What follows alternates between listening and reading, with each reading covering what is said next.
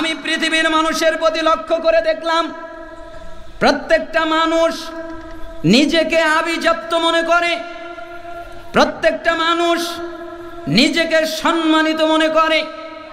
তারা মনে করে আমি আভিজাত্য, তারা মনে করে আমি সম্মানিত।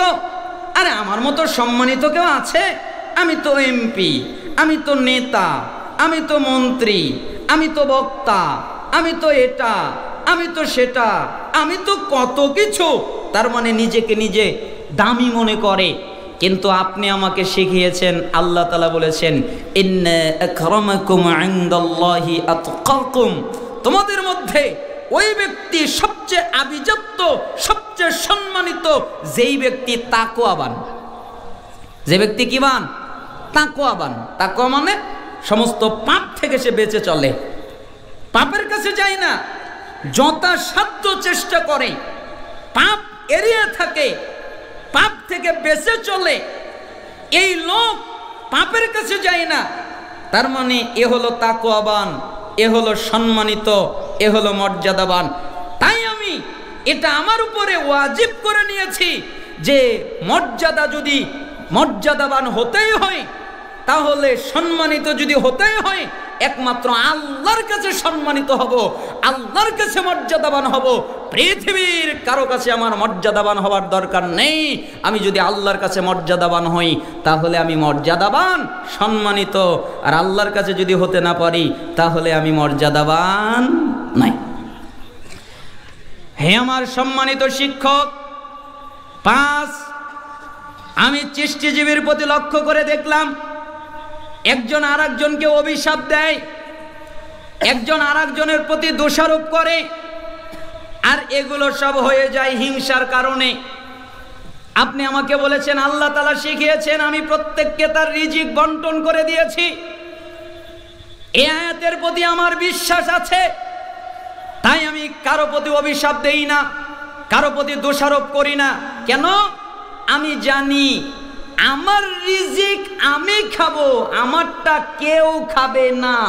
আর ওরটা ওই খাবে, ওরটাও আমি খাবো না। আমারটা আমি, ওরটা ও। তাই ওর প্রতি আমার কোনো দোষারোপ নেই, ওর প্রতি আমার কোনো অভিযোগ নেই, ওর প্রতি আমার কোনো হিংসা নেই। কেন আমি অভিশাপ দিব? কেন আমি দোষারোপ করব? কেন আমি হিংসা করব? কারণ আমারটা আমার, ওরটা ওর। 6, আমি সৃষ্টিজীবীর প্রতি লক্ষ্য করে দেখলাম, প্রত্যেকটা মানুষ একজন আরেকজনের সাথে মারামারি করে, একজন আরেকজনকে খুন করে ফেলে, একজন আরেকজনের সাথে শত্রুতা করে। আপনারা কি মনে করেন শত্রুতা আছে না নাই? কম না বেশি? একজন আত্মীয় স্বজন একজনের সাথে আরেকজনের কোনো মিল নাই, ভাইয়ে ভাইয়ে কোনো মিল নাই, বন্ধুতে বন্ধুতে মিল নেই, প্রতিবেশীতে মিল নেই। একজন আরেকজনের সাথে শত্রুতা করে, একজন আরেকজনকে শত্রু মনে করে, যে সে আমার শত্রু, আমি তার শত্রু, এটা মনে করে। কিন্তু আমি তা নয়। আমি আল্লাহকে বলতে শুনেছি, আল্লাহ তাআলা বলেছেন ইন্নাশ শাইতানা লাকুম আদুউন ফাত্তাখিযুহু আদুওয়া, নিশ্চয়ই শয়তান তোমাদের প্রকাশ্য শত্রু, প্রকাশ্য দুশমন। যদি শত্রু বানাতে হয়, তাহলে একমাত্র শয়তানকে শত্রু বানাও। শত্রুকে জোরে বলেন, শত্রুকে। তখন ছাত্র বলছে, হে আমার উস্তাদ, এই শত্রু শয়তান আমার বাপ আদমকে জান্নাত থেকে বের করেছে, এই শত্রু শয়তান আমার মাকে জান্নাত থেকে বের করেছে, এই শত্রু শয়তান আমাদেরকে জান্নাত থেকে বের করেছে, আমাদের ঘর ছাড়া করেছে, আমাদের বাড়ি ছাড়া করেছে। যে আমাদের ঘর ছাড়া করেছে, যে আমাদের বাড়ি ছাড়া করেছে, সেই আমাদের শত্রু, আর হলো শয়তান। তাই পৃথিবীর কাউকে আমি শত্রু বানাই না, একমাত্র শয়তান ছাড়া। ওই শয়তানই আমার শত্রু। বলেন আপনার আমার শত্রুকে? আরো জোরে বলেন, আপনার আমার শত্রুকে? কোন মানুষ আমাদের শত্রু, কোন ভাই আমাদের শত্রু, কোন লোক আমাদের শত্রু। তাহলে শত্রু বানাবো কাকে? শয়তানকে। তাই আমি পৃথিবীর কাউকে শত্রু বানাই না, পৃথিবীর কেউ আমার শত্রু এটা আমি মনে করি না, চাই না। আমি জানি শয়তান আমার শত্রু। 7, আমি চিষ্টিজীবীর প্রতি লক্ষ্য করে দেখলাম এরা ইনকাম করে, হালাল হারামের বাজ বিচার করে না। এদের টাকা হলেই হলো, কোন টাকাটা হালাল, কোন অর্থটা হালাল, কোন খাদ্যটা হালাল, কোন সম্পদটা হালাল এটার চিন্তা করে না, কোনটা হারাম এটার চিন্তা করে না। তারা গরু ছাগলের মতো খালি আনকনে, খালি কামাই করার চিন্তা করে, হালাল হারামের বাজ বিচার করে না, এটা তারা করে না। কিন্তু আমি আল্লাহকে বলতে শুনেছি, আল্লাহ তাআলা বলেছেন ওমা খালাকতুল জিন্না ওয়াল ইনসা ইল্লা লিয়াবুদুন, আমি মানুষকে আর জিনকে তৈরি করেছি একমাত্র আমার ইবাদত করার জন্যে। মানুষ আর জিনকে কেন তৈরি করা হয়েছে? আমার ইবাদত করবে। মা উরিদু মিনহুম মির রিজকিন ওয়া মা উরিদু আন ইউতঈমুন, আমি এদের কাছে কোনো রিজিক চাই না যে এরা আমাকে রিজিক দেবে, আমি এদের কাছে কোনো খাদ্য চাই না যে এরা আমাকে খাদ্য দেবে। ইন্নাল্লাহ হুয়ার রাজ্জাক, নিশ্চয়ই আল্লাহ তিনিই হলেন রিজিক দাতা। তার মানে আমি আল্লাহ রিজিক দাতা, আমি এদের কাছে রিজিক চাই না, আমি এদেরকে বানিয়েছি, এরা আমার ইবাদত করবে আর আমি এদেরকে রিজিক দিব। কে আল্লাহ যে রিজিক দিতে পারে বিশ্বাস হয় না? হাদিসে এসেছে ইন্নার রিজকা লা ইয়াতলুবুল আবদা কামা ইয়াতলুবুহু আজালুহু, বান্দার রিজিক তাকে ওইভাবে খোঁজে যেভাবে মৃত্যু খোঁজে। মৃত্যু যেরকম আপনার পিছনে ধাওয়া করে, মৃত্যু যেরকম করে আপনাকে খুঁজে বেড়ায়, ঠিক রিজিকও আপনাকে খুঁজে বেড়ায়। মৃত্যু যতক্ষণ পর্যন্ত আপনার সাথে সাক্ষাৎ না করবে ততক্ষণ পর্যন্ত যাবে না, ঠিক রিজিকও যতক্ষণ পর্যন্ত আপনার সাথে সাক্ষাৎ না করবে ততক্ষণ পর্যন্ত যাবে না, রিজিক আপনার কাছে আসবেই। আর ইবাদতের মাধ্যমে রিজিককে বাড়ানো যায়।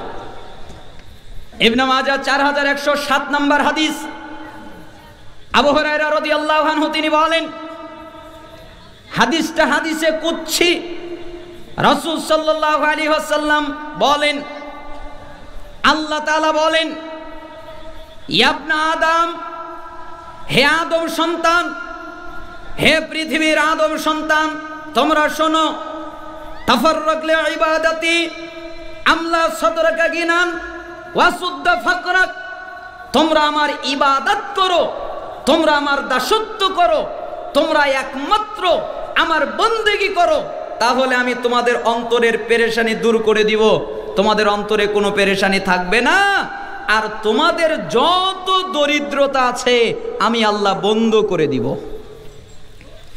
ইবাদত করলে কি হবে? দরিদ্রতা বন্ধ, আর অন্তর হবে প্রশান্তিময়, অন্তরে কোনো পেরেশানি থাকবে না।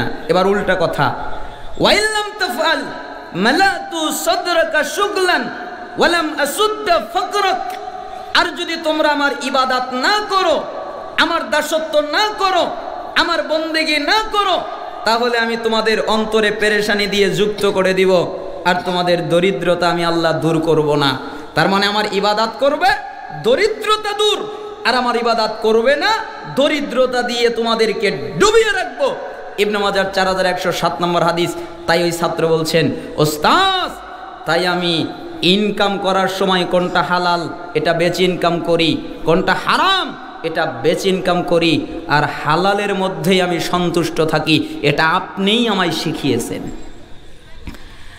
আর আমি সৃষ্টিজীবের প্রতি লক্ষ্য করে দেখলাম এই প্রত্যেকটা মানুষ কোনো না কোনো জিনিসের উপরে ভরসা করে। কেউ ভরসা করে তার বাড়ি নিয়ে, কেউ ভরসা করে তার বাহন নিয়ে, কেউ ভরসা করে তার ক্ষমতা নিয়ে, কেউ ভরসা করে তার লোক জন বল ক্ষমতা এটা নিয়ে, কেউ ভরসা করে তার দৈহিক শক্তি নিয়ে। প্রত্যেকটা মানুষ কোনো না কোনো জিনিসের উপরে ভরসা করে। কিন্তু আপনি আমাকে শিখিয়েছেন অমাইয়া তাওয়াক্কাল আলাল্লাহ ফাহুয়া হাসবুহ, যেই ব্যক্তি আল্লাহর উপরে ভরসা করে আল্লাহই তার জন্য যথেষ্ট। তাই আমি পৃথিবীর কারো উপরে ভরসা করি না, একমাত্র আল্লাহর উপরে ভরসা করি। আমি জানি আল্লাহর উপরে ভরসা করলে আল্লাহই আমার জন্য যথেষ্ট, ঠিক না? 8 কথা যখন শেষ হয়ে গেল তখন উস্তাদ ছাত্রকে জড়িয়ে নিয়ে কাঁদতেছে বুকে নিয়ে, আর বলতেছে, বাবা 33 বছরে আমি তোমাকে কি এলেম দিলাম, তুমি 8 বাক্যে তার চেয়ে বেশি এলেম আমাকে ফিরিয়ে দিলে। তোমার 8 বাক্যে, আমার বয়স 70 পার, তোমার 8 বাক্যে আমি তার চেয়ে বেশি পেয়ে গেলাম। 8টা কথা কি? এক, প্রত্যেকটা মানুষের আপনজন আছে, কিন্তু আপনজন ছেড়ে যেতে হয়, তাই নেক আমলকে আপনজন করতে হবে, ঠিক না?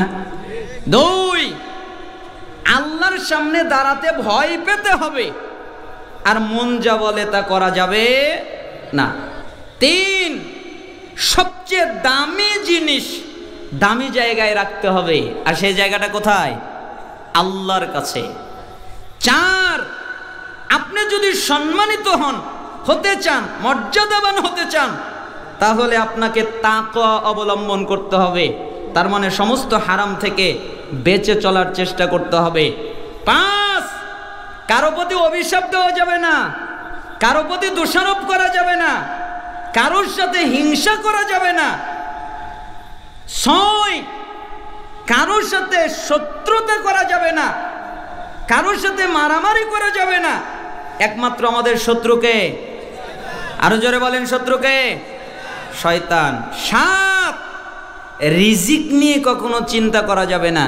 কেন? রিজিকের মালিক আল্লাহ। আল্লাহ সুবহানাহু ওয়া তাআলা আমাদের রিজিক আমাদের কাছে পৌঁছিয়ে দেবেনি। 8, সবসময় ভরসা করতে হবে কার উপরে? আল্লাহর উপরে। ভরসা কার উপরে থাকবে? আল্লাহর উপরে। এগুলো সবগুলোই ইমানের কথার অন্তর্ভুক্ত। আল্লাহ সুবহানাহু ওয়া তাআলা আমাদেরকে